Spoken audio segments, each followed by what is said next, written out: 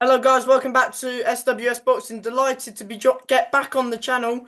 Gavin Gwynne, he's now 17 wins, 3 defeats with 1 draw, and he's fighting November 30th at the Resorts World Arena in Birmingham against Cameron Vuong over 10 rounds. And yes, Gavin, how are you?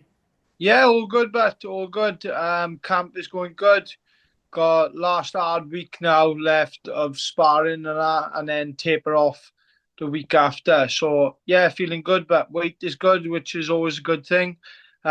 This one's made at I think it's 913, so it's an extra £4 I got to play with. So I got an extra bit of calories and everything. So I'm happier, man. Yeah.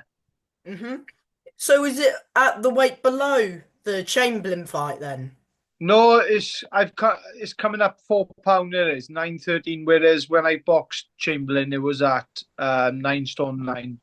Yeah, Oh, so you can. So it's a bit heavier this fight, which is yeah, it's like a catch weight. I don't think Cameron could make 9 stone 9 anymore. So we just made it 913. I don't think it's for a title or anything. Unless they put a title on the line fight week. Not too sure, but yeah, 913 catch weight is £4 heavier than the weight I box at ordinary. But yeah, box. I always spar boys heavier anyway, so it's that don't make a difference to me anyway. See. hmm And of course, just don't go, I know you're focused on the task at hand, but just reflect on the Chamberlain fight a little bit. Um, yeah, it was great to be on such a massive card out in Saudi Arabia. Obviously spoke to Anthony as well, fight week and everything, and just said thank you for giving me the opportunity to fight on such a great card. He's done so much for British boxing. I think all of British fighters are being rewarded now for all his hard work, and can't thank him enough for that. But reflecting on the fight itself, um, it was just one of them things. Got caught with a shot early on, broke my eye socket, and couldn't see a thing out of it. Then I think it was like a minute into round one, and I couldn't see a thing. So it's hard enough boxing with two eyes, let alone one. So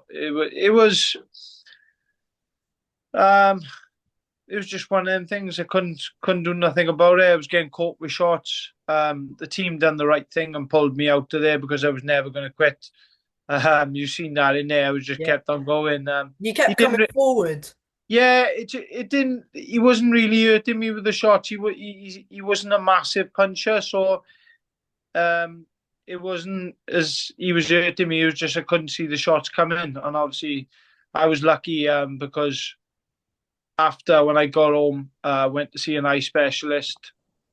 I had a scan and everything, and I cracked my orbital bone under here. I had a crack under there, and two little hairline cracks on the side. So I was lucky. He said it didn't carry on because if it went anymore, it was more than likely I would never box again. So thanks to the referee and thanks to my team for pulling me out because it might have cut my career short. That yeah. Yeah, I mean, of course it's devastating taking the defeat, but the main thing is, you live to fight another day sort of thing. Yeah, that's it. But like I've come back from defeats before, like I've said to a lot of these young pros, like a defeat don't define you, is how you come back from it. And I've always come back and won titles, so I'm not gonna let that defeat define my career. I'm gonna go and push on now, win this on the 30th November, and I'm sure there's big fights out there for me. Yeah. Yeah, 100%. And of course, yeah, you mentioned those, you've suffered the a few defeats, but look at the caliber, your last 10 or so, maybe even more fights Yeah, have been at, yeah, Tennyson, Cordina, Sean McComb, who, yeah, I thought got unlucky against Arnold Barboza Jr. Yeah, I honestly thought that he was robbed out there. Sean should be given another shot. Um, but I'm sure we got the same manager now, Leeton. I'm sure Lee's working his hardest to try and give him another shot because I think he was robbed. And it's wrong when it gets these decisions get taken out of your hands, sort of thing, and money talks, sort of thing. That's the business side of it, isn't it? Yeah, exactly. I thought he boxed really well Yeah, against definitely. Arnold, but yeah, Yeah, I think yeah, he deserves another shot against Arnold if he comes through his fight on Saturday. yeah, 100%. Give him another shot, run it back, innit? Because I had shown that I think it was 4 or 5 rounds up. Yeah. It wasn't even a close like 1 or 2 rounds. It was like 5 rounds like he was up. So Mm. yeah. So all the best to Sean. hmm Yeah, and I said that, I mean, Luke Willis, Jack O'Keefe, Craig Yeah, Woodruff, Price, and Marcelly, and then Mark Chamberlain, and now, Cameron Vuong as well. So yeah, you're on yeah. some run, aren't you? Yeah, definitely. Like I never come into boxing for an easy ride. I could have off my last defeat, I could have been on one of these local shows because I do a right on tickets, so I could have paid for a decent fighter to come over. But knowing that I'm gonna probably win that fight, I probably wouldn't have got up for training. It would have been one of them. So I wanted to go back into a 50-50 fight, whereas where I know I got to turn up. If I don't turn up, I'm going to lose. And this is one of them fights. So I've been putting everything into training camp, um, feeling probably the best shape I've ever felt. I know a lot of boxers say that, but physically, I'm more so mentally, I'm I'm switched on. Like, yeah. Yeah. How was the whole experience in Saudi Arabia, the whole grand arrival sort of thing, press conferences? It's sort of different to fight week in the UK. Yeah. It was special. Like even my wife come out. It was a few supporters come out there to support me, and we we had Nando's after the weigh-in with my supporters and things like that. So that was really good. But honestly, the people of Saudi couldn't have treated us better. Treated us like royalty over there. Big thank you to His Excellency Turkish Ali Sheikh. Hopefully, I'll get another opportunity, and he gets to see me in this fight now, and says, "Look, I want Gavin Gwynne back on one of these shows because probably one of my biggest paydays. Um, so I want to get back out there and get another big check." Yeah, well, I mean, if you keep and you're a sort of fighter he'll like because your game and you want these big fights and you've Yeah. been wanting these big fights even a few days, few weeks after the Chamberlain fight you wanted to get straight back in there sort of thing, didn't you? Yeah, I had a week off from training after the Chamberlain fight, and do you know what? I was in a bad place mentally. Didn't want to be seen by anyone. Didn't really leave the house for like a week or 2 weeks, I think it was. But luckily, I got a good wife behind me. She dragged me out the house, took me to the gym, so we done a couple of training sessions, and I just been taking over ever since. She said, "Look, where you've come from. You've come from a lot worse than this." So yeah, it was just one of them things. Just getting back, get the ball rolling, get back training, and that's what I've done. And I've kept myself in shape now for the past 6 months, just waiting for that phone call, and it finally came for a big fight against Cameron Vuong. I mean, how did this fight sort of come about? Of course, Cameron Vuong, he fought not long ago. I think he fought in Yeah, September. It was against Joe Hughes, and yeah. didn't you correct me if I'm wrong, but didn't you watch that fight and say afterwards that you wanted the fight with Cameron? Well, he called me out live on telly. He he was like, "Oh, I want to step up an opponent, so I'd like someone like Gavin Gwynne." So I was like, "I'll happily take the fight." So I put on social media that I won the fight, and within a couple of days, the contracts were signed, and it was a done job. Like, so, big respect to Cameron. Like, he's only 6-0. He's stepping up against someone like myself. I'm a seasoned professional who's had probably double title fights than what we've had actual professional fights. So British, um, Commonwealth, and European champ as well. yeah, yeah. So it's like he's got a lot of balls, and it just goes to show the I don't know, the confidence he got in his build ability as well. So I what he's going to bring on the night, but he don't know what I'm going to bring on the night. What did you make of his fight via Joe Underwood Hughes? Yeah, he done what he had to do. You got, like, when you're coming through the ranks, it's hard to look good against some of these fighters. I know Joe Hughes did come to win, but he's not the level that I boxed at. So I'm a different sort of level to them sort of fighters. So it's going to be a totally different story on November 30th. Yeah. And it's sort of, you fought Frank Warren's golden boy last time out. It's sort of Sam Jones's and Eddie Hearn's golden boy in Cameron Vuong. Yeah, I'm like the B side, but I was the A side going into the last fight, but I'm the B side. So, and I always box better when I'm the B side. I'm the underdog sort of thing. But yeah, I'm just coming back to show to everyone that it's a lot left in me yet, and it's a lot more fights left in me. Yeah. Yeah, of course.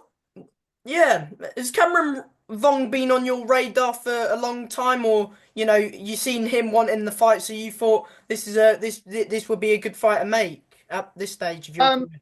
not really, because he was only a prospect, so he's only had a couple of fights. So honestly, and on that, I'd never thought in a million years that we would box. Obviously, he's a youngster, and I don't know how old he is, about 24, 25, is he? Yeah. Uh, he's only a youngster, so never thought in a million years that we'd box. But yeah, he's a decent talent, and he's a good fighter, and that's why I've trained so hard. That's why I've trained the way I've trained like a madman. Um, Gary Lockett's got to rein me in sometimes, because I do overtrain, and sometimes I leave it in the gym. So he's been pulling me back and making sure I'm on my rest days and whatever else, which is good. Yeah.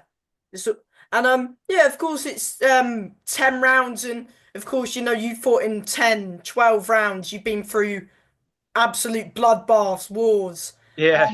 And of course, he's had the 6 fights, he's done an 8 rounder in his last fight, but it was stepping up to eight, to 8 to 10 rounds is a big I, jump, isn't it?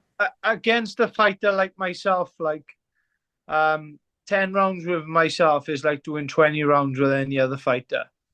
It's totally different. Any of my sparring partners will tell you, like, they do 6 rounds with me. It feels like they've done a 12 rounder. It's totally different experience when you're in there against a seasoned professional, and the kind of way I fight is totally different. So 10 rounds with me. If he lasts 10 rounds, I'm not too sure of that. To be honest with you, I think I'm going to stop him inside the distance. Do you think this is a fight, where you can sort of get your name back out there and sort of get your name back into the sort of title picture is where you sort of was at before the Chamberlain fight? Yeah, 100%, and that's why I took it.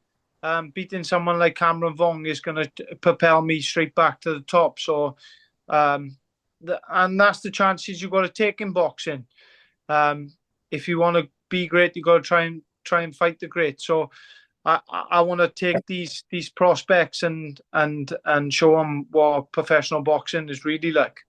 Do you think you'll be too strong for Cameron Vuong? Yeah, I'm a fully grown man, and I've been in there fighting men for the past 10 years, where he's only a kid.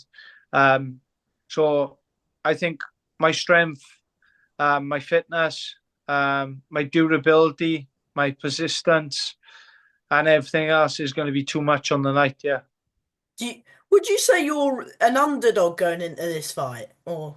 Yeah, probably am. Obviously, I'm coming off a loss as well. And my last couple of performances, I'm been up to par.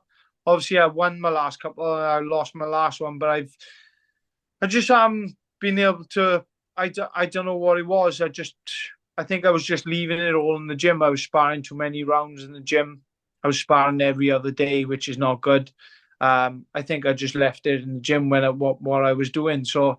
Um, I'm going to be a totally different fighter come fight night, and yeah. Hmm. Do you think do you feel like Eddie Earn and Sam Jones are going to be upset come fight night? Oh, 100%. They're going to be crying because I'm coming for all of it. I'm coming for all of it. Like, Eddie's been good to me. Um, he's always put me on shows. He's given me opportunities, so a big shout out to him. Um, yeah, and Sam Jones, I like him as well. He's a good manager, but I'm coming to rain on the parade. Mhm. Good stuff. And yeah, what do you make of the rest of the card as well?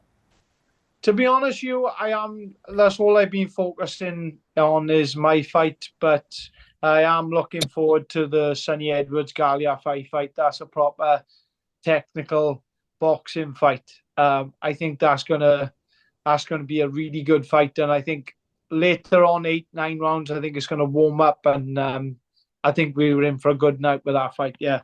And who do you think wins that fight? I can't pick them. Honestly, I can't pick them. I'm Mm. proper on the fence for that. That's why I think it's going to be a really good matchup. That's because they're world class fighters. They both world class fighters, and whoever loses is going to come back no matter what because they're both elite world class level fighters. Like so, Mhm. yeah. Yeah.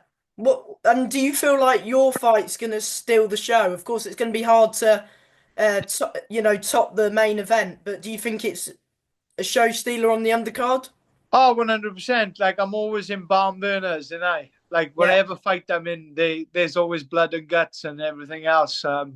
Whenever you see the Murphy Mexican going into a fight, this you're gonna have maximum violence. So, yeah, I'm gonna steal the show and pull off a big upset as well.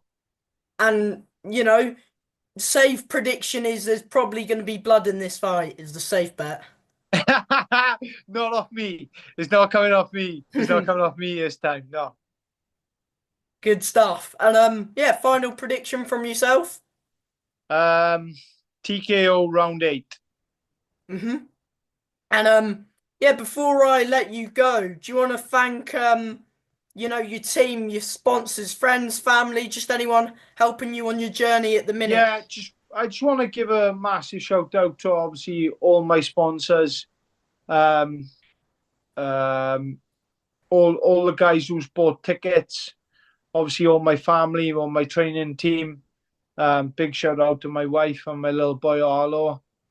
Just want to give a massive shout out to Stephen Morris as well, who sadly passed away um, or 2 days ago, who was one of my sponsors, done hell of a lot for the community and the surrounding areas, raising over, I think it was over £30,000 for the NHS in lockdown, raised I think it was over £200,000 for the whole community. He was supporting all these football teams, rugby teams, Mhm. people who needed help. So a massive shout out to you. And yeah, I'm going to dedicate this fight to Stephen as well. A massive shout out to him and his wife, and his kids. Yeah. Hmm. And yeah, from me, Gavin, thank you for your time as always, and best of luck against Cameron. Thank you very much. Thank you. Thank you, mate. Bye. Nice one, bud.